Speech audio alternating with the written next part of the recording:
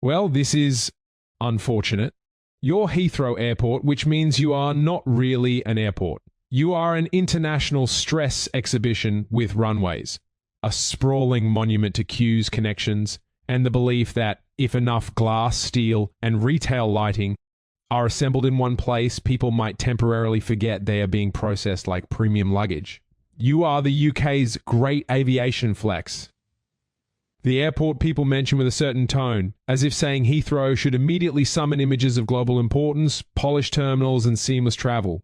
In reality, saying Heathrow mostly summons a long walk, a delayed departure board, and the distant sound of someone powerfully mispronouncing a passenger's surname over a gate announcement. You are huge. Not in a glamorous way, in a logistical way, in a you may need a train to reach your disappointment kind of way. You have terminals with personalities, which is never a good sign. Terminal 5 thinks it's sophisticated. Terminal 3 looks like it's holding itself together through duty-free revenue and denial. Terminal 2 is trying its best. Terminal 4 is technically involved. And all of them, in their own special ways, are united by a shared belief that walking is character building. That's your first real trait, isn't it?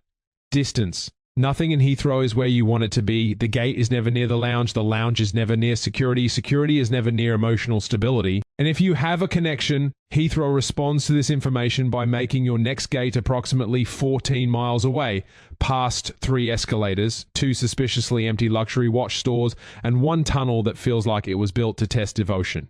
You are also deeply committed to the art of waiting. Waiting to check in, waiting to clear security, waiting for a gate, waiting for a bus, waiting for a stand, waiting for your bag, waiting for the concept of progress to become visible. Heathrow does not merely delay time, it dilutes it. You arrive at 8:10 a.m., look down at your phone after 1 coffee and 1 identity crisis, and somehow it is now 1:45 p.m. and you are standing in front of a perfume display you have no memory of approaching. And then there's security. Heathrow security is less a checkpoint and more a lightly hostile ritual in which every passenger must prove they have never owned a liquid. Shoes off, laptop out, belt off, dignity into the tray.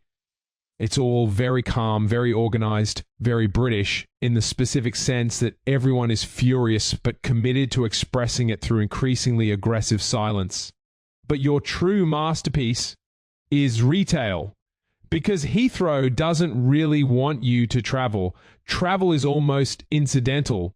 What Heathrow wants is for you to circulate, to drift, to browse, to find yourself 40 minutes after security holding a 6 pounds bottle of water and considering a handbag that costs more than the flight. You are one of the clearest examples in modern infrastructure of an airport that looked at transportation and thought, yes, but what if it were also a shopping center with aircraft nearby? And somehow, despite all this, you remain important. Hugely important. Serious people say serious things about slots, capacity, hub operations, runway utilization.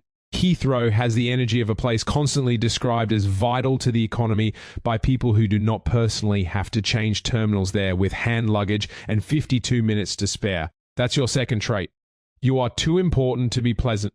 Pleasant is for regional airports with 1 cafe and manageable expectations. You are Heathrow. You are scale without intimacy, prestige without comfort, a place where everything is technically world-class, but somehow still feels like you're 1 broken scanner away from social collapse.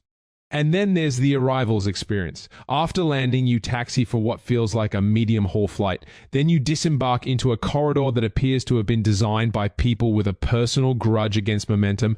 Then immigration. Then baggage claim. Then the realization that you are not actually in London so much as in a heavily illuminated pre-London holding facility from which London may eventually be negotiated. You are Heathrow, which means your life is not about aviation romance. It's about volume. Friction, prestige, controlled inconvenience. You are what happens when a country decides its main airport should also function as a test of emotional endurance. You are not the gateway to Britain. You are the queue before it.